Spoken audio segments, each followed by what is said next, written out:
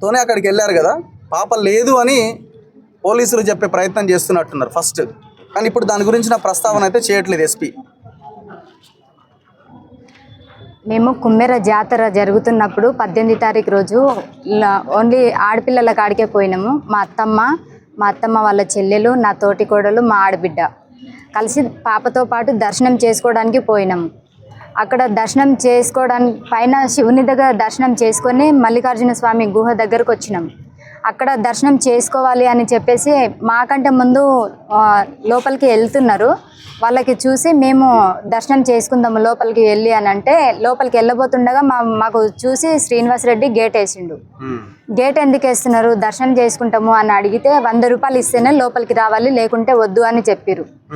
100 రూపాయలు అడిగినప్పుడు మేము టోకను లేదా టికెట్ ఇవ్వండి ఇస్తాము అని చెప్పినాం. మేము చెప్పినప్పుడు అది చెప్తుంటే అర్థమవుతలేదా మీకు, ఫస్ట్ సైడ్కి వెళ్ళండి, వెనుక ఉన్న వాళ్ళు వస్తారు అని చెప్పారు. టోకన్ ఇస్తే మేము 100 రూపాయలు ఇస్తాము, మేము ఫస్ట్ అన్నదానం చేయాలనుకుంటున్నాం మేము, మాకు టికెట్ మీరు పైసలు కావాలంటున్నారు కాబట్టి మాకు టోకన్ ఇవ్వండి, మేము ఇస్తాము అని చెప్పేసి ఆయనని అడిగినాం. బోసిడి ముండా చెప్తుంటే అర్థమైతలేదా, మాదిగ లంజా తక్కువ జాతి దాని అయ్యి ఉండి గుడిమెట్లు ఎక్కింది కాకుండా మళ్ళీ రెడ్డిలకే ఎదురు చెప్తున్నావా అని చెప్పేసి తోసేసిరు, మాకి కొంగు పట్టుకొని తోసేసిరు. అక్కడి నుంచి ఇంకా అందరూ చూస్తున్నారు, జాతరకు వచ్చిన వాళ్ళందరూ. అక్కడ నుంచి ఇంకా మేము కిందికి వచ్చి కూర్చున్నాము, గొడవ చేయకుండా కింద వచ్చి కూర్చున్నాము.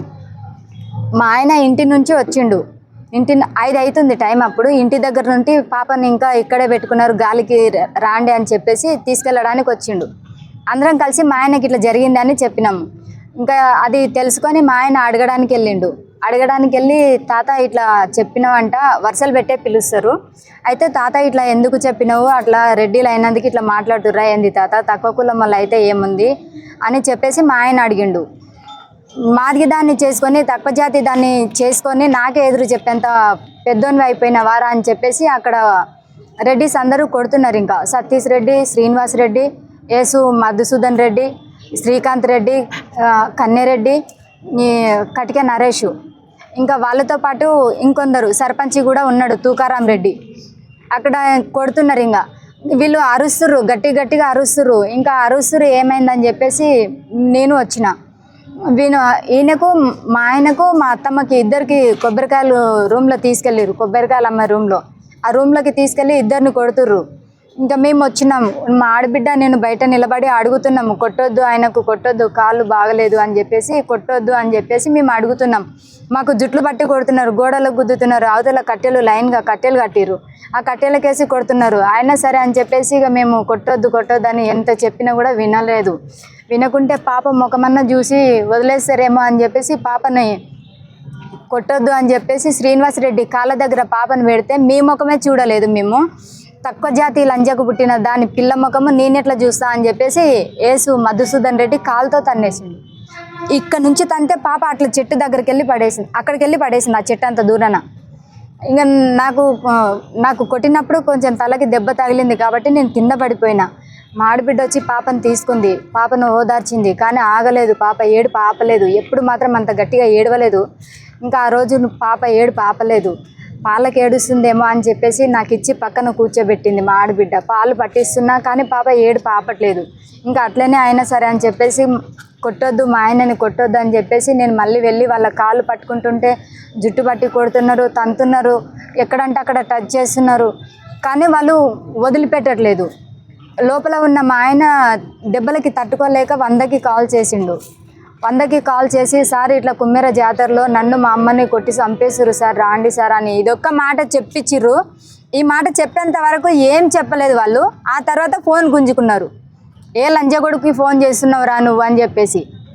తూకారాం రెడ్డికి మేము అడిగినాము, చిన్నప్పటి నుంచి మా ఆయన నీ దగ్గరనే పనిచేసిండంట కదా తాత, తెలిసిన ఆయన గుణం తెలిసిందే కదా నీకు అని చెప్తే, ఎంతమందితోనే పడుకొని కన్నదే మీ అత్త నీ మొగుడిని, మీ ఆడబిడ్డ, మీ బావ, నీ మొగుడు, ముగ్గురు 3 తీర్లు ఉన్నారు, ఎంతమందితోనే పడుకొని కన్నది, చిన్నప్పుడే లంజతనం చేసి కన్నది మీ అత్త అని చెప్పేసి ఇంకా ఆయన ఎట్లా అంటే అట్లా మాట్లాడుతున్నారు. బయట ఉన్న వాళ్ళేమో ఇంకా ఆయన శ్రీనివాస్ రెడ్డి, యేసు మధుసూదన్ రెడ్డి డైరెక్ట్ చెప్పేసారు, నీ ఆయన మొగతనం ఉందో లేదో ఆయనకి రూమ్లోకి వెళ్ళి బయటికి పంపించి మేము నీకు రూమ్లో తీసుకొని పోయి నేను నా మొగతనం చూపిస్తా అని చెప్తున్నారు వాళ్ళు, శ్రీనివాసరెడ్డి, యేసు మధురెడ్డి. ఇంకా సరే అని చెప్పి ఇంకా మేము అక్కడికైనా వాళ్ళని ఇడుమని అడుక్కుంటున్నాము, వదిలేయండి కొట్టొద్దు అని. 5:30 నుంచి స్టార్ట్ చేస్తే 8:30 అవుతుంది. ఇంకా లాస్ట్ మూమెంట్లో సర్పంచ్ని అడుక్కోంగా ఇంకా వీళ్ళని కొట్టి మొత్తం అయిపోయిన తర్వాత ఏమన్నా చెయ్యండి రా అని సర్పంచ్ రూమ్లోకి వెళ్ళి బయటికి వెళ్ళిపోతుండు, కానీ వదిలిపెట్టమని చెప్పట్లేదు. ఇంకా పోలీసు వాళ్ళు వచ్చిర్రు లాస్ట్కి. పోలీసు వాళ్ళు వచ్చి వాళ్ళ ముందల కూడా కొడుతుంటే ఇంకా వాళ్ళు చెప్పిర్రు, అరే మా కాకి చొక్కకి కూడా విలువ లేదేంది, మీరు అట్లా కొడుతున్నారు మాకు చూసి కూడా అంటే, వీళ్ళు మంచోళ్ళు కాదు సార్, వీళ్ళు బతుకుండకూడదు సార్, వీళ్ళని నరికేయాలి, వీళ్ళని చంపేసినా కూడా పాపం తగలదు, అట్లా ఇట్లా అని చెప్పి వాళ్ళ ముందే కొడుతున్నారు. పోలీసులు ఇంకా వాళ్ళని అడ్డుకున్న తర్వాతకి ఊరికి వెళ్ళమని చెప్పారు మాకు. ఊరు వెళ్తే మమ్మల్ని చంపేస్తామని భయపెట్టించారు. మేము ఓం సార్ ఇట్లా ఊరికి వెళ్తే ఇట్లా చంపేస్తామని చెప్పిర్రు అని చెప్పేసరికి ఒక వెహికల్ మాట్లాడి మీరు ఎక్కడికి వెళ్తారు అని అంటే, నాగర్ కర్నూలులో ఎక్కడో ఒక చోట ఉంటాము అని చెప్పిన. సరే అని చెప్పేసి ఇంకా వాళ్ళు వెహికల్ మాట్లాడి పంపించేసారు. నాగర్ కర్నూలులో పోలీస్ స్టేషన్ ముందు దిగినాం మేము. పోలీస్ స్టేషన్ లోపలికి వెళ్ళి సార్ కేసు పెట్టాలి సార్ మేము ఇట్లా కొట్టినోళ్ళ మీద అని చెప్తే, మాకంటే ముందు వెళ్ళిన సర్పంచ్ అక్కడే ఉన్నాడు. వాళ్ళ ముందు ఏమంటారు, అది కూల్ డ్రింక్స్ మజా ఉంటుంది కదా, అది ముందల వాళ్ళకి పెట్టి వాళ్ళకు మొత్తం మర్యాద చేసుకుంటా మమ్మల్ని బయటికి పోమని చెప్తుర్రు. ఇక సరే అని చెప్పి ఒకసారి బయటికి పోయినాం, బయట కూర్చున్నాం. ఒక 5 నిమిషాల తర్వాత సార్ మేము కేసు పెట్టాలి అని చెప్పేసి మళ్ళీ వచ్చినాము. బయటికి పోమని చెప్తే అర్థం అవుతలేదా మీకు అని చెప్పేసి మళ్ళీ బయటికి గెంటేసిరు. సరే అని చెప్పేసి ఒక అర్ధగంట సేపు కూర్చున్నాం. మళ్ళీ 3వసారి కూడా మళ్ళీ పోయినాము. మాకు మళ్ళీ పోతే వాళ్ళు మమ్మల్ని పట్టించుకోవట్లేదు, అసలుకి వాళ్ళు తిడుతున్నారు. ఇంకా ఆ రూమ్లో నుంచి ఒక సార్ ఉండి ఫస్ట్ వీళ్ళకు నడవడానికి చేత అవుతలేదు, హాస్పిటల్ చూపించుకోరండి అని ఒకసారి చెప్పిండు. ఇంకా చెప్పిన తర్వాత వీళ్ళకి హాస్పిటల్ తీసుకుపోయి వీళ్ళకు చూపించినాం. పాప అప్పుడు కొన్ని పాలు తాగింది, ఇంకా దెబ్బ కనిపించలేదు పాపకు, మంచిగానే ఉంది అనుకున్నాం సార్ అప్పుడు.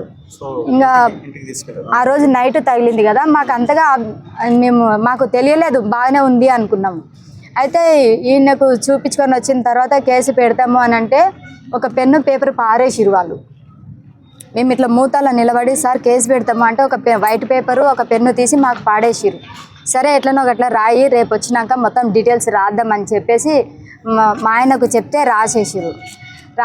ఇక నొప్పులతో నాకు తట్టుకోలేక ఇంకా రాయనట్టు రాస్తే ఇంకా అది తీసుకోలేరు, అక్కడ పడేయండి టేబుల్ మీద అని చెప్పారు. సరే అని చెప్పేసి అది అక్కడ పెట్టేసి మేము గొడవ జరిగిన రోజు బస్ స్టాండ్లో పడుకున్నాం. మాకు ఎక్కడికి వెళ్ళాలో తెలియట్లేదు, బస్ స్టాండ్లో పడుకున్నాం. బస్ స్టాండ్లో పడుకున్న తర్వాతకి మరుసటి రోజు మళ్ళీ పోయినాం, 19వ తారీఖు రోజు. సార్ నిన్న సరిగా రాయలేదు, మేము ఈరోజు కేసు పెట్టాలనుకుంటున్నాము, వాళ్ళకి ఇట్లా కొట్టిర్రు సార్ అని చెప్పేసి వీళ్ళకి అట్లనే దెబ్బలతోనే తీసుకుపోయినాం. పన్ను ఇరిగిపోయింది మా ఆయనకు కొడితే. ఇక పోతే ఇంకా వాళ్ళు సరే కూర్చోండి తీసుకుంటామని చెప్పిర్రు. పొద్దున 9 గంటలకి పోతే సాయంత్రం 4 గంటల దాకా కూర్చోబెట్టుకున్నారు. కేసు తీసుకుంటారా తీసుకోరా సార్ అని అడిగితే మేడం రాసేది అని చెప్పారు. మేడం వాళ్ళు డైరెక్ట్ చెప్పేసారు మేము రాయము అని చెప్పి. సరే అని చెప్పేసి ఇంకా ఆ రోజు కూడా మేము రాసినాము.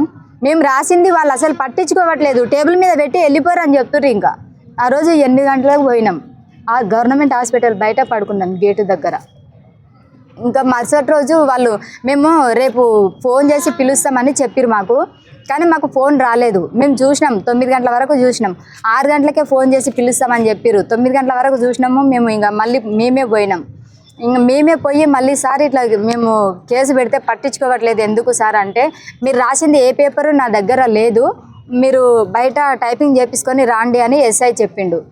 సరే అని చెప్పేసి మేము బయట మాకు ఎవరైతే కొట్టిర్రో, మా పాపని ఎవరైతే తన్నిర్రో వాళ్ళందరి మొత్తం డీటెయిల్స్ తీసుకొని వచ్చినాం. డీటెయిల్స్ తీసుకొని వచ్చి సార్కి ఇచ్చినాం. సార్ కూడా ఇంకా ఆ పేపర్ తీసుకొని ఎస్ఐ సారు, ఆ సార్ ఎట్లా చెప్తున్నారు, మీరు ఆడోళ్ళేనా, ఇంతకు ఆడోళ్ళు అయ్యుండి మొగోళ్ళని కొడతారా, ఇంతన్న సిగ్గుందా మీకు, ఇట్లా చెప్తున్నాడు ఎస్ఐ సార్. గోవర్ధన్ సార్. ఆ సార్ అట్లా చెప్తున్నాడు. ఇంకా సార్ కేసు అయితే తీసుకోరు సార్ అని చెప్పేసి మేము పేపర్ ఇస్తే ఆ పేపర్ తీసుకొని ఇట్లా పడేసింది. సరే వెళ్ళిపోరు అని చెప్పింది. ఇంకా వెళ్ళిపోరు అని చెప్తుండ్రు. 19వ తారీఖు నుంచి పాపకి కొంచెం ఆయాసం స్టార్ట్ అయింది సార్. చిన్న హాస్పిటల్ చూసినాము, వీళ్ళకి దెబ్బలు ఎక్కువ ఉండడం వల్ల చిన్న హాస్పిటల్కి చూపించినాము. ఇంకా తర్వాత ఆయాసం అయినప్పుడు మందులు వేస్తున్నాము. మందులు వేసినాము, మందులు వేసినప్పుడు ఒక్కటే కొంచెం మంచిగా కనిపిస్తుంది, మళ్ళీ తర్వాత మళ్ళీ ఆయాసం అవుతుంది. ఇట్లా 20 తారీఖు రోజు కూడా ఇట్లనే అయ్యింది, ఆయాసం అవుతుంది పాపకి. మందులు వేస్తున్నాము, వాళ్ళ దగ్గరికి మాకు పోలీస్ స్టేషన్కి తిరగడము, బస్ స్టాండ్లోనో లేకపోతే హాస్పిటల్లోనో పడుకోవడం మాత్రమే జరుగుతుంది. ఇంకా మాకు 4 గంటలకి పాపకి నేను పాలు పట్టించి పడుకోబెట్టిన తర్వాత ఇట్లా భుజంకి వేసుకొని నిమిరిన తర్వాత పడుకోబెట్టిన. అది కూడా 4:30కి పడుకోబెట్టిన. 4:30కి పడుకోబెట్టి ఇట్లా నేను ఇట్లా కూర్చున్నతోనే గోడకి ఇట్లా ఆనుకున్నా. తర్వాత పాపకు ఆయాసం ఎక్కువ అయిపోతుంది. పాపకు ఆయాసం అవుతుందని చెప్పేసి ఇంకా నేను కొంచెం గట్టిగా ఏడ్చేసరికి అందరు లేచిర్రు. తర్వాత ఇక పాపకు ఆయాసం అవుతుందని చెప్పేసి మేము హాస్పిటల్ దగ్గరికి వెళ్ళినాము. హాస్పిటల్ దగ్గరికి వెళ్ళిన తర్వాత సార్ వాళ్ళు చూస్తుర్రు, చాలా ఆయాసం అయింది సార్, ఇట్లా చూడండి మా పాపకి పాలు కూడా తాగట్లేదు అని చెప్తే సార్ వాళ్ళు చూస్తుర్రు. ట్రీట్మెంట్ జరుగుతుంది. ట్రీట్మెంట్ జరుగుకుంటూనే ఇంకా పాప చనిపోయింది సార్ ఇంకా చెప్పేసిండు మీ పాప చనిపోయింది అని చెప్పిన తర్వాత నేను బయట కూర్చొని వాళ్ళ వల్లనే ఇట్లా జరిగింది అని చెప్పి బయట కూర్చొని నేను ఏడుస్తుంటే ఇంకా మా ఆయన వాళ్ళకి ఇట్లా ఇంకా చెప్పొద్దు అని చెప్పి గవర్నమెంట్ హాస్పిటల్ ఇంకా సార్ వాళ్ళు పిఎస్కి వెళ్ళండి ఫస్ట్, మీరు ఏదో చెప్పట్లేదు మాకు అని చెప్పి పిఎస్కి వెళ్ళమన్నారు. నేను అక్కడికి వెళ్ళి సార్ నా బిడ్డ చనిపోయింది, ఇప్పటికన్నా కేసు తీసుకోరు, 3 రోజులు మీ చుట్టూ జరిగితే మీరు కేసు తీసుకోలేదు అని ఎస్ఐ దగ్గర పోతే, నువ్వు రోజు ఇట్లనే చెప్తున్నావు, ఈరోజు కొత్త డ్రామా ఆడుతున్నావు, పాపని ఎక్కడో పెట్టి అని చెప్పేసింది సార్. పాలు తాగే పాపని ఎక్కడ పెట్టడానికి ఛాయిస్ లేదు, కానీ ఆ సార్ అట్లా చెప్పేసిండు. తర్వాత నాకు ఈసారి తీసుకోవట్లేదని పక్కన సిఐ సార్ ఉంటే అక్కడికి వెళ్ళినాం. అక్కడికి వెళ్ళిన తర్వాత సార్ ఇట్లా మా పాప చనిపోయింది సార్, వాళ్ళు తనినప్పటి నుంచి ఇట్లా ఆయాసం స్టార్ట్ అయింది అంటే సార్ అడిగింది ఇంతకుముందు మీ పాపకి ఏం లేదా అంటే మా పాపకి ఇంతకుముందు ఏది లేదు సార్, మా పాప మంచిగా ఉందనే మేము జాతరకి తీసుకెళ్ళినాం. అయితే ఇంతకుముందు ఏది లేదు సార్, వాళ్ళు తన్నినకా నుంచే ఇట్లా అవుతుంది అంటే వాళ్ళ పేర్లు మాత్రం రాపియకు, జస్ట్ అనుమానం ఉంది అని మాత్రమే రాపియమంటుండు. అప్పుడు మేము ఇంకేం చెప్పాలి?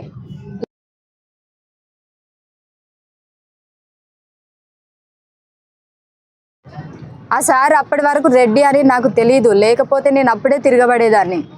అయితే సార్ వాళ్ళు ఇట్లా చెప్తున్నారు, తల్లిదండ్రుల పైన కేసు పెట్టండి అని చెప్తే ఇంకా మాకేం చేయాలనో తెలియదు. మేము ఏడ్చుకుంటూ కూర్చున్నాము. విశారాధన్ సార్కి ఎట్లా తెలుసుకున్నాడో మాకు తెలియదు. ఇంకా ఆ రోజు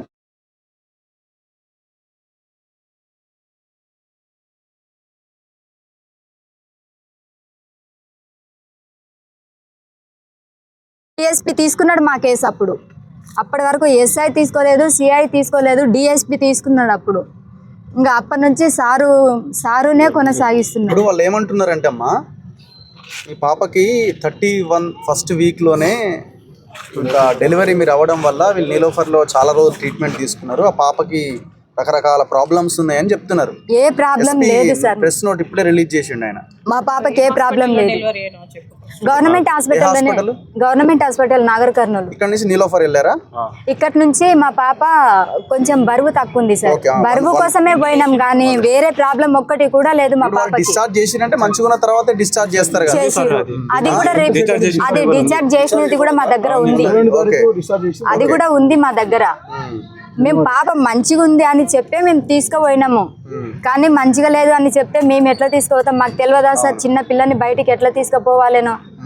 ఏ ప్రాబ్లం లేదు కాబట్టే మేము తీసుకుపోయినాము. వాళ్ళు తన్నడం వల్లనే నా బిడ్డకు అట్లా జరిగింది. ఇప్పుడు అక్కడ తన్నినప్పుడు పోలీసులు ఉన్నారు అక్కడ? అప్పుడు పోలీసులు లేరు సార్, అప్పుడు లేరు. కాకపోతే ఇంకొకటి ఏంటంటే Nagar Kurnool police station sir అంటే, ఆ సార్ పేరైతే నాకు తెలీదు, ఆయన కానిస్టేబుల్ మళ్ళీ ఎవరో తెలీదు. మా ఆయనను అందరు కలిసి కొడుతుంటే కూడా సివిల్ డ్రెస్లో వచ్చిర్రు సార్, అప్పుడు దర్శనానికి వచ్చిర్రంట. అరే అంతమంది కొడుతురు, ఎందుకు కొడుతురు ఆయనని అని సారు అడిగితే, నువ్వు సివిల్ డ్రెస్లో ఉన్నావు, ఫస్ట్ నువ్వు నుంచి దెంగేయమన్నారు సార్. డైరెక్ట్ ఇట్లనే చెప్పేసి సార్ని. ఆ సార్ కానిస్టేబుల్ మళ్ళీ ఎవరో నాకైతే తెలియదు, చూస్తే మాత్రం గుర్తుపడతా. ఇంకా ఆ సార్కి అట్లా చెప్పేసి, నువ్వు సివిల్ డ్రెస్లో ఉన్నావు సార్, నువ్వు డ్యూటీలో లేవు, దెంగే ఈ నుంచి అని చెప్పేసారు రెడ్డీస్. ఇప్పుడు ఫస్ట్ మీరు కంప్లైంట్ ఇచ్చారు కదా 18వ తారీఖు. అవును. వాళ్ళు ఏమంటున్నారు పోలీసులు అంటే, మీ 18వ తారీఖు కంప్లైంట్ ఇచ్చినప్పుడు పాపను తన్నిండ్రు అని చెప్పలే, కంప్లైంట్ లో పెట్టలేదు. 18 చనిపోయిన తర్వాత వచ్చింది ఈమె, అంటాడు ఎస్పీ. చనిపోయిన తర్వాత కాదు సార్, ఏందంటే మా ఆయన కొంచెం ఈ సిచ్యువేషన్ ఎక్కువగా ఉన్నది కాబట్టి మేము ఆ రోజు రాయినట్లు రాసినాము. మరుసటి రోజు వచ్చి అడిగినాము, మేము కంప్లీట్ రాసి ఇస్తాము అని చెప్తే మమ్మల్ని ఎవరు పట్టించుకొని కూడా పట్టించుకోలేదు. ఫస్ట్ డే ఓన్లీ ఆ రోజు మాత్రమే అట్లా జరిగింది, గొడవ జరిగింది అని మాత్రం రాసినాము. మళ్ళీ తర్వాత రాసిన దాంట్లో పాపని తన్నిండ్రు అని కూడా రాసినాం సార్ మేము. అదే రోజు ఇచ్చినారు 19వ తారీఖు ఇచ్చిన దాంట్లో పాప తన్నిండ్రు రాసిరా. ఆ పేపర్ మాకు చూపించట్లేదు, టైప్ చేసి ఇచ్చారు మీరు. మేము చేయించిన మా ఫోన్ తెచ్చినవా, మా దగ్గర ప్రూఫ్ కూడా ఉంది సార్. 19th రోజు ఇచ్చిన దాంట్లో పాపని తన్నిండ్రు అని చెప్పినారు మీరు. అవును. ఓకే వాళ్ళు సరే తీయండి. ఇంకోటి ఏమంటున్నారంటే ఉందా టైప్ చేసుకొని 18 ఇందులో ఉందా? టైప్ చేసిన దాంట్లో ఉంది అన్న. ఎక్కడ ఉంది ఇది? కింద భాగం ఉంటుంది చూడు, ఏసు మధురెడ్డి కాలుతో తన్నిండు. వెరీ క్లియర్ గా ఉన్నది కదా, ఇంత పచ్చి అబద్ధం ఏంది? కాకపోతే వాళ్ళు ఎండార్ చేస్తలేదు దాన్ని.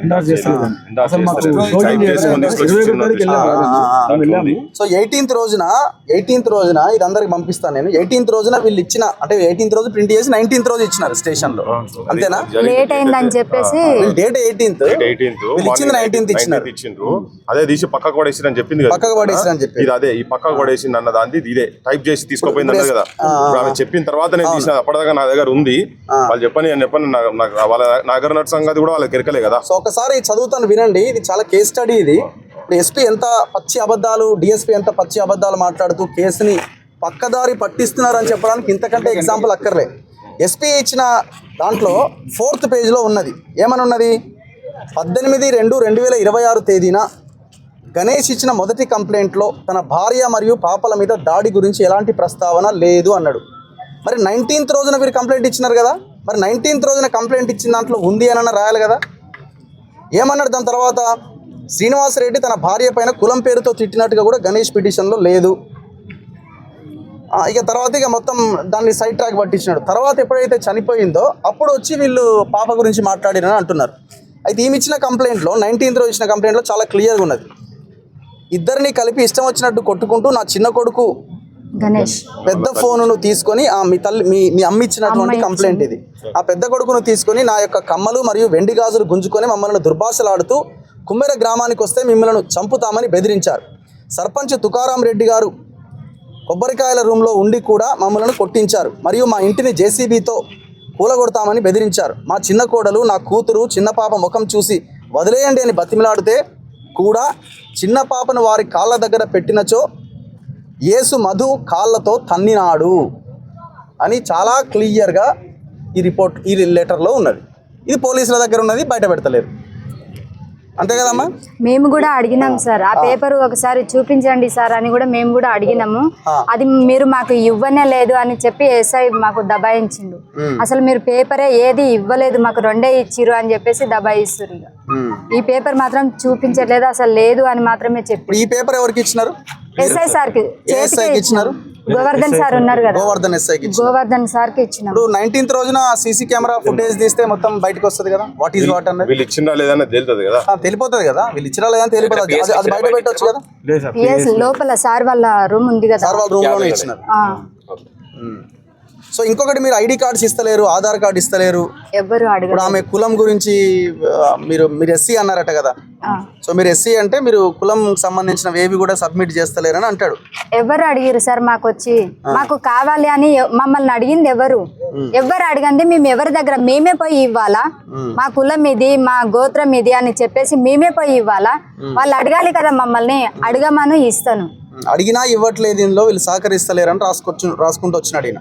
నా దగ్గరకు వచ్చి ఎవరు అడగలేదు, మమ్మల్ని ఎవరు మాత్రం అడగలేదు. అడిగితే నేను తప్పకుండా ఇస్తా, నేను దాచిపెట్టుకునేది ఏం లేదు, నన్ను అడిగితే ఇస్తా. కానీ ఇప్పటి వరకు నా దగ్గర ఎవరు రాలేదు, ఎవరు అడగలేదు కూడా. మీ కులం ఏంటమ్మా? ఎస్సీనా? మీ పేరెంట్స్, మీ తల్లిదండ్రులు ఎవరు అంటే మీ కులమా? మీ అమ్మ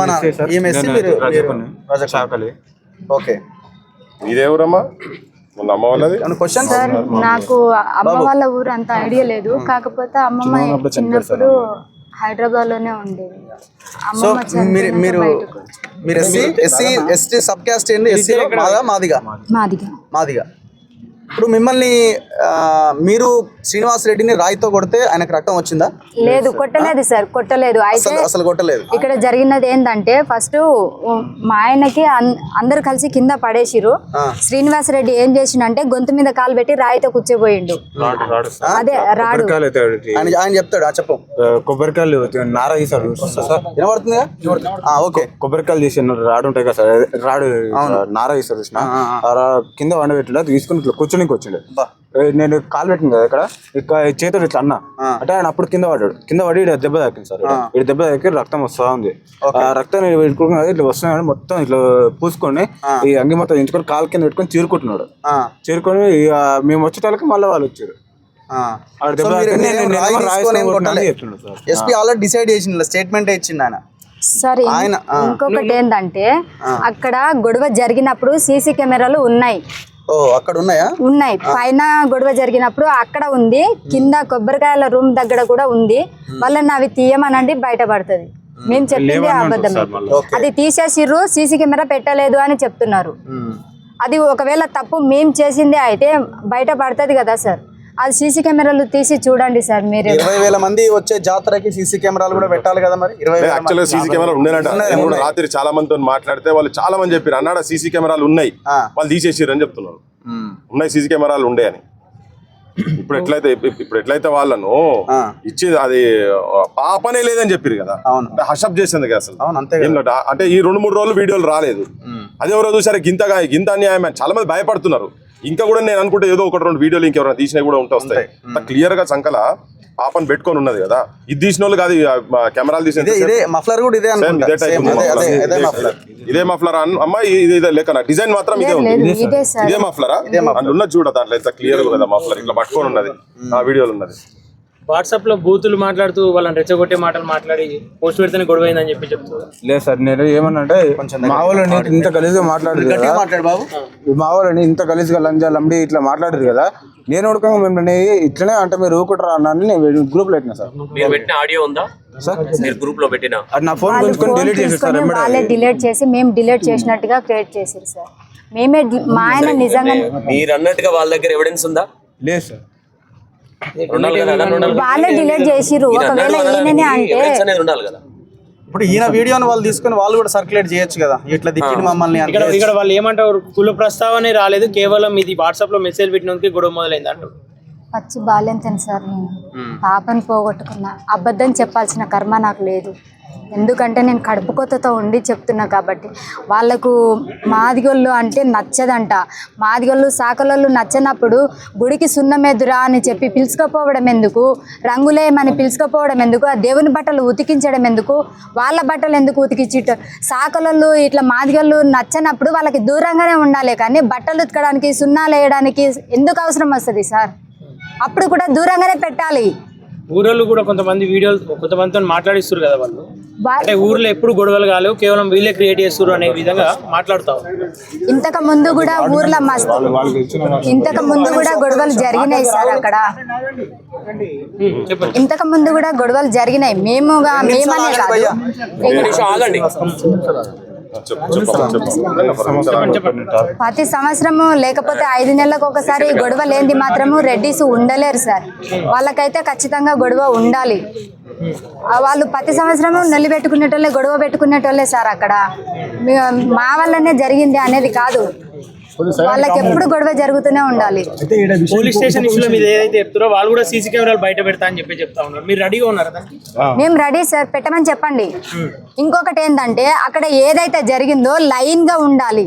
ఒక్కటి కూడా అందులో మిస్టేక్ ఉండకూడదు. మాకు ఎప్పటి నుంచి 5:30 నుంచి 8:30 వరకు జరిగింది కదా, అది మొత్తం లైన్ గా ఉండాలి. అట్లయితే సీసీ కెమెరా పెట్టమనండి. మాకు మీకు వ్యతిరేకంగా మాట్లాడుతా ఉన్నారు. మీ ఊరు వాళ్ళే, మీ విలేజ్ వాళ్ళు మీకు వ్యతిరేకంగా మాట్లాడుతా ఉన్నారు. రెడ్డి తిప్పుకున్నాడేమో, డబ్బులు ఇచ్చి ఇట్లా చెప్పండి అని చెప్పిరేమో, దానికే మేము ఏం చేయలేదు. ఇప్పుడు 100 రూపీస్ అన్నదే లేదంటున్నారమ్మా, ఇది నిజమా? 100 రూపీస్ ఎవరు అడగలేదు అసలు. ఎంట్రీకి 100 రూపీసే లేదు టోకెన్. శ్రీనివాస్ రెడ్డి అడిగిండు. శ్రీనివాస్ రెడ్డి మమ్మల్ని 100 రూపాయలు ఇస్తేనే రావాలి అని చెప్పేసి అడిగిండు. మా చిన్నతమ్మని డబ్బులు ఇవ్వకుండా మా చిన్నతమ్మని బయటకు కూడా నెట్టేసిండు. దానికి సజీవ సాక్ష్యం అన్న, అక్కడ బోర్డు ఇప్పటికి ఉన్నది. 100 రూపీస్ 100 రూపీస్ కాదు, కొబ్బరికాయ 50 రూపాయలు, ఆ కొబ్బరికాయతో ఒకరికి అనుమతి లోపలికి. వీళ్ళు అందరూ కలిసి 6-7 మంది కలిసి ఒకటే కొబ్బరికాయ తీసుకుంటారు కాబట్టి మనిషికి 100 రూపాయలు డిమాండ్ చేసి ఇది సాక్ష్యం అన్నమాట. అక్కడ ఉన్నది ఇప్పటికే ఆ బ్యానర్ ఉన్నది. ఇప్పటికే ఆ బ్యానర్ ఒక కొబ్బరికాయకి 50 రూపాయలు. ఆ 50 రూపాయలు లేకపోతే మనిషికి 100 రూపాయలు ఇవ్వాలని డిఎస్పీ ఇచ్చిన దాంట్లో ఓపెన్ గా చెప్తున్నాడు ఆయన. అసలు 100 రూపీస్ టోకెన్ అన్నది లేదు అని. తెలుగు రాదని మీరే ఇందాక వీడియో మిత్రులు అన్నారు. డిఎస్పీ తెలుగు వచ్చిన డిఎస్పీ అంటుంది శ్రీనివాసులు యాదవ్ ఆయన పేరు. ఈయన అంటాడు ఇక అది సో ఇది కొబ్బరికాయకు 50 రూపాయలు ఒకరే లోపలికి పోవాలని అంటే మిగతా బయటికి పోవాలని. కొబ్బరికాయ ₹50 ఒక కొబ్బరికాయకు ఒక్కరికి మాత్రమే దర్శనం ఉచితం. డిఎస్పీ శ్రీనివాసులు ఇది కనబడతలేదా నీకు కళ్ళకు? ఎంత పచ్చి అబద్ధాలు ఇవి. అటువైపు కూర్చున్నాడే మాట్లాడుతున్నా. ఇది చాలా దారుణమైన పరిస్థితి. ఇదే డిఎస్పీ గతంలో శ్రీనివాసులు చెంచు మహిళ విషయంలో కూడా ఇట్లా చేసిండు. ప్రైవేట్ దీని మీద వాళ్ళు కాల్చి ఎంత ఆగమాగం చేస్తే ఈ కేసుని ఇట్లా డైవర్ట్ చేసి మొత్తం వాళ్ళకి అనుకూలంగా వ్యవహరించిండు. ఇంత ఓపెన్ ఎవిడెన్స్ ఉన్నది కదా, క్లియర్ ఎవిడెన్స్ ఉన్నది కదా. మీరు మాట్లాడతారా? తలసాని శ్రీనివాస్ యాదవ్ గారు కూడా వచ్చారు ఇక్కడ. నిజాన్ని అబద్ధంగా చిత్రీకరించే ప్రయత్నం చాలా అద్భుతంగా చేస్తున్నారు. నేను మొన్న వచ్చినప్పుడే ఆ ధారణకు ఫస్ట్ డే కూర్చున్నప్పుడే అంబేద్కర్ స్టాచ్యూ సాక్షిగా చెప్పిన బరాబర్ వీళ్ళు పోస్ట్ మార్టం రిపోర్ట్ను గోల్ చేస్తారు వీళ్ళు, ఇటువంటి చెప్తారని మొదలే ప్రియంప్ట్ చేసి చెప్పిన అదే జరుగుతున్నది. అలా ఆ రోజు మాట్లాడింది చేసినావో అదే జరుగుతుంది. ముఖ్యమంత్రి సుట్టపోలిలో డైరెక్ట్ ఇన్వాల్వ్ అయి ఉన్నారు కాబట్టి దీన్ని క్లోజ్ చేస్తారు, ఈ కేసును క్లోజ్ చేసే ప్రయత్నం చేస్తారని చెప్తున్నాం. ఇప్పుడు గత 3-4 రోజుల కాడికెళ్ళి వీళ్ళు పాపతో ఉన్న వీడియోలు, ఎందుకంటే సీసీ కెమెరాలు లేకుండా చేశారు కదా వీళ్ళు.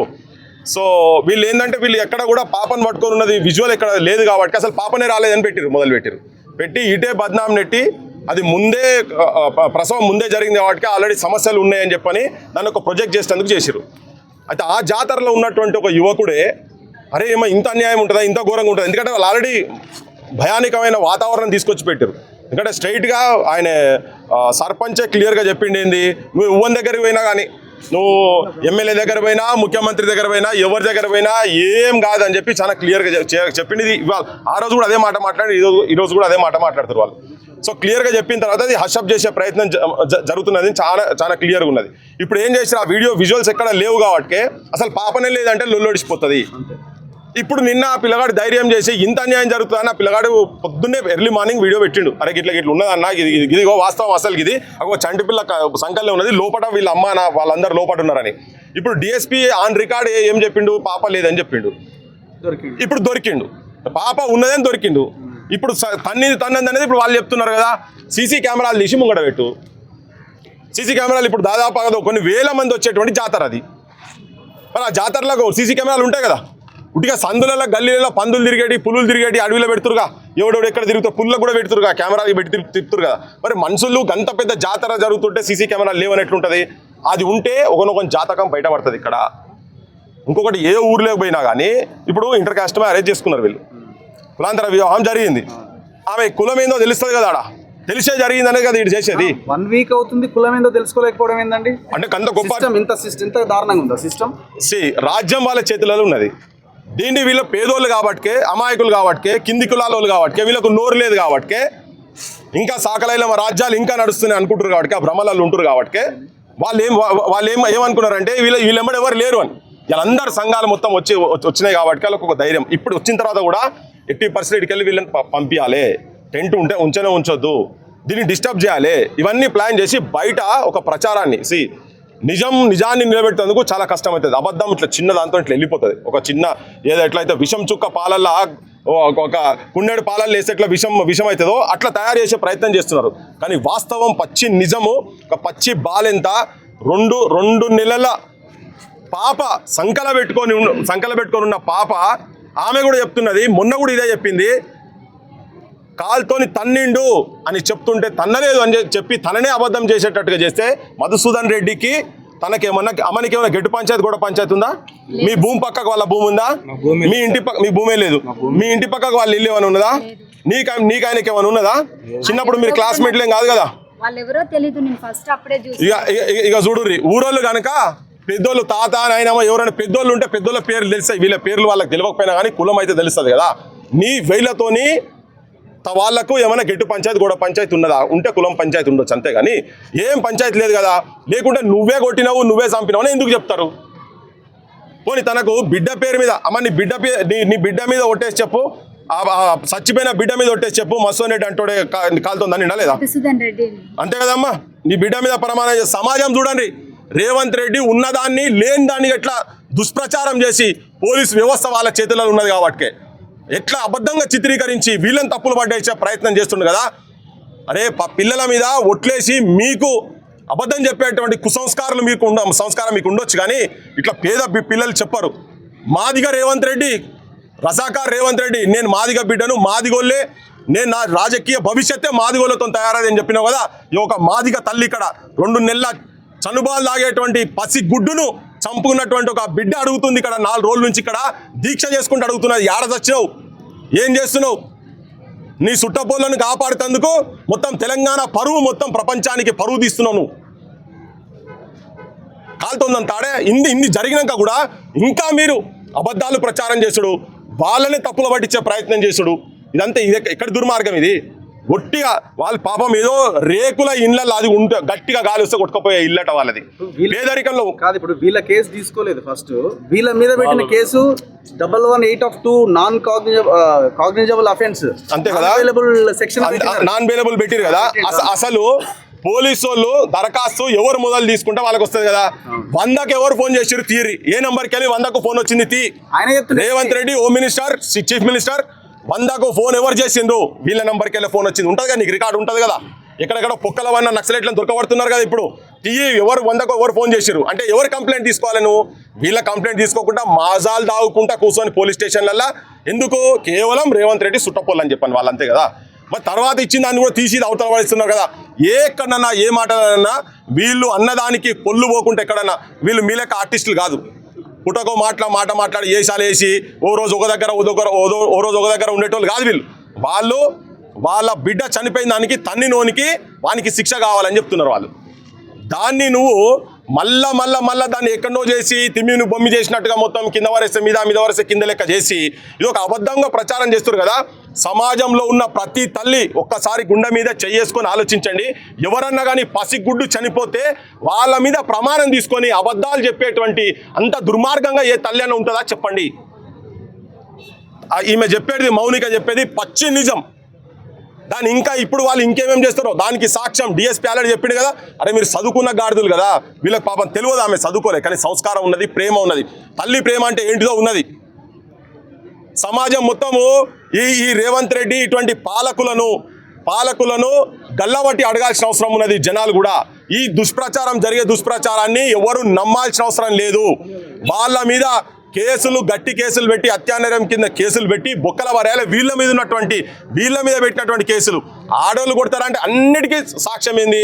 సీసీ కెమెరాలు నువ్వు బయటికి దిగి ఎందుకు తీయలే? సీసీ కెమెరాలు బయటికి ఎందుకు తీస్తలేవు? తీసేసిరని మేము చెప్తున్నాం, ఆరోపణ చేస్తున్నాం. తను కూడా చెప్తున్నది సీసీ కెమెరాలు ఉన్నాయి కదా తీయమని చెప్పని. తీస్తలేవు అంటేనే సీసీ కెమెరాలు ఆల్రెడీ నువ్వు ఉడవికి సాక్ష్యం లేకుండా చేసేటువంటి ప్రయత్నం చేస్తున్నావు. ఇలా రిపోర్ట్ కూడా సేమ్ అట్లనే, ఏం దెబ్బ తగలలేదు అని. ఈయననే డాక్టర్ అయ్యి ఈయననే పోస్ట్ మార్టం చేసినట్టు పోలీసు ఆయన చెప్తున్నాడు. ఈయననే ఘటన చూసినట్టు రాయితో కొట్టిర్రు, కొబ్బరికాయ కొట్టిర్రు అని 2 రకాలు చెప్తున్నారు. అరే రాయితో కొడితే ఒక తీరుగా చదువుతారు ఆయన. ఇవో రాయి అంటే ఇట్లా షేప్ ఉండదు, దీనికి రాయికి ఇట్లా షేప్ ఏముండదు. కొబ్బరికాయ నున్నగా ఉంటుంది, ఇట్లా షేప్ ఉండదు. తలిగితే ఎక్కడ దగ్గర పొక్కబడు ఏమైనా జరుగుతుంది. ఒకవేళ నిజంగా జరిగితే చూపి ఏ రాయితో కొట్టిరో చూపి. మరి ఏడా దెబ్బ ఎట్లా జరిగినో దాన్ని టెస్ట్కి పంపి. నువ్వు అది హైదరాబాద్ పంపి, లేదా ఢిల్లీకి పంపి టెస్ట్ పంపి. కొబ్బరికాయ అంటే నున్నగా ఉంటుంది, దాని కథ వేరే ఉంటుంది. ఇది 2తో జరిగిన దెబ్బ కాదు. ఇది ఛాతి మీద కాళ్ళు పెట్టి ఆ కొబ్బరికాయలు తీసేటువంటి ఇనుప రాడుతో కుచ్చి సంపుతా అన్నప్పుడు కాలుతో ఈ చేయితోటే కాళ్ళని ఇట్లా అంటే కింద పడి తలిగింది. ఆ రోజు కూడా అదే చెప్పింది. ఈయన లేనప్పుడు అదే చెప్పింది, వాళ్ళ తల్లి అదే చెప్పింది, వాళ్ళ అక్క అదే చెప్పింది. కొట్టినది ఆత్మరక్షణే అవుతుంది కదా. బరాబర్ వాళ్ళు దీన్ని ఎట్లా చిత్రీకరిస్తారు అంటే వీళ్ళే వాళ్ళ మీద దాడి చేసిండ్రు. వాళ్ళు పాపం అమాయక జీవులు దున్నపోతులు లెక్కున్నారు. ఒకడోడలా చూస్తుంటే ఇలా పానం ఎంత, వీళ్ళ కథ ఎంత. ఒక్క చెయ్యి ఇట్లా అనగబడితే ఇలా 4 కుటుంబం చచ్చిపోతుంది. ఎట్లున్నారు ఓడోడల్లా బగ్గా బలిసి తాగి పన్నట్టున్నారు. ఒక్కొక్కడు ఎట్లున్నారు, వానికైతే లివనే వస్తలేదు. పేరేం పేరమ్మా సర్పంచ్ అయితే ఊకారాం అంటాడు. ఆ కుర్చీ కూలుతుంది అన్నట్టు అనిపించినాడు కూర్చునే కుర్చీ. గట్లున్నారు గీయామాయకులు. గివిలట పోయి కొట్టిరట, వాళ్ళట పడ్డరట, రాయితో దెబ్బ తలిగేదాకా వాళ్ళట చూసుకుంటూ కూర్చున్నారట. అరే మాట్లాడేందుకు బుద్ధి ఉండాలి. పోలీస్ ఆఫీసర్లు ఏం పని చేస్తారా మీరు? గింతగానం బానిస్తాం, గింతగానం చెప్పరాజగిరా. ఏం చదువుకున్నారు? మీ భర్తల మధ్య పోయిన సంవత్సరం గొడవలు ఉన్న విషయం ఎస్పీకి ఎందుకు? ఎస్పీ ఓకే, ఇప్పుడు ఇద్దరు గొడవ పెట్టుకున్నారు గతంలో ప్రెగ్నెంట్ ఉన్నప్పుడు అని రాసిండు అందులో. వీళ్ళకి మ్యారేజ్ అయ్యే సంవత్సరం అయిందట. మరి ఆయన ఇంకేం మౌనిక పెట్టి ఇంకేం తయారు చేస్తున్నావు నాయన పెద్ద మనిషి. మీ ముఖ్యమంత్రి గారి డైరెక్షన్లల్లా, మీ డీజీపీ డైరెక్షన్లల్లా నువ్వు ఎవరెవరి పేర్లు పెట్టి ఏమేం చేస్తున్నావో ఏందో తెలియదు మాకు. కానీ ఇవన్నీ దొంగ కథలు. ఇవన్నీ ఒకవేళ అయిందనుకో దానికి కేసుకు సంబంధం ఏంది? పాపకు దానికి సంబంధం ఏంది? ఏంది పాప సావుకు దానికేం సంబంధం?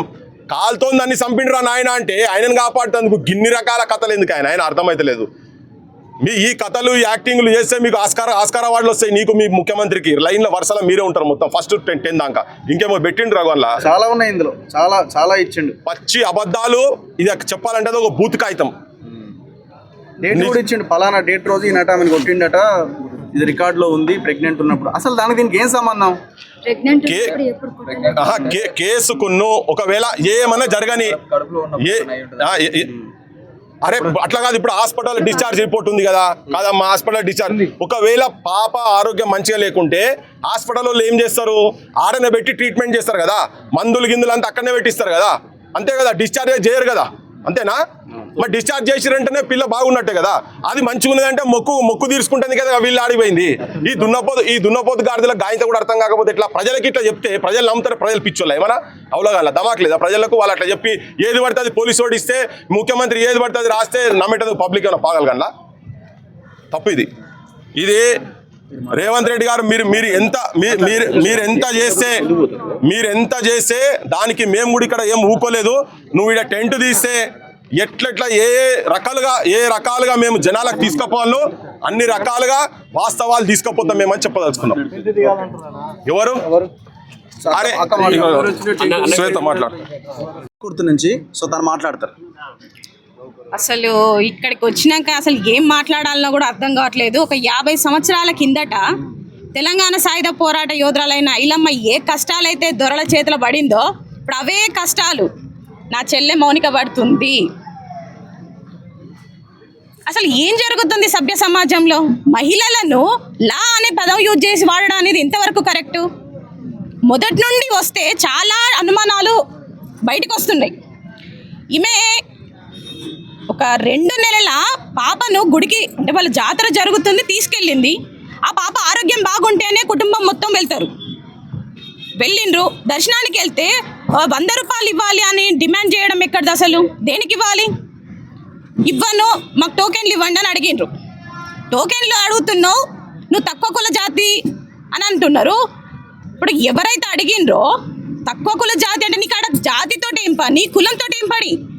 దేవుడి దర్శనానికి కులం ఎందుకు? ఇక్కడ కులం కాదు కదా, దేవుడే రప్పించుకుంటున్నాడు దర్శనానికి. మీరెవరు కులాన్ని గురించి మాట్లాడడానికి? నువ్వు తక్కువ జాతిలో మాదిగ జాతిలో పుట్టిన దానివే ఈ రకంగా ఆ రకంగా అని ఒక మహిళను ఈ రకంగా మాట్లాడడం అనేది ఎంతవరకు కరెక్ట్ అసలు? ఇది జరిగింది, ఇట్లా అవమానం మాకు జరిగిందని తన భర్తకు చెప్పుకుంటే వాళ్ళ తల్లి, ఆ భర్త అయితే ఎవరు ఉన్నారో వాళ్ళని తీసుకెళ్లి కొబ్బరికాయల రూమ్లో ఆ అబ్బాయిని కొట్టడం. అదేంటి, కొబ్బరికాయలు తీసే రాడ్డుని ఆయన కడుపులో గుచ్చబోతుంటే ఆయన కాలుతో నెట్టేయడం వల్ల ఆయన తలకు తాకింది. రాయితో కొట్టిండు అని అంటున్నాడు. కొబ్బరికాయల రూమ్లో రాయి ఎందుకు ఉంటుంది అసలు? కొబ్బరికాయలే ఉంటాయి కదా.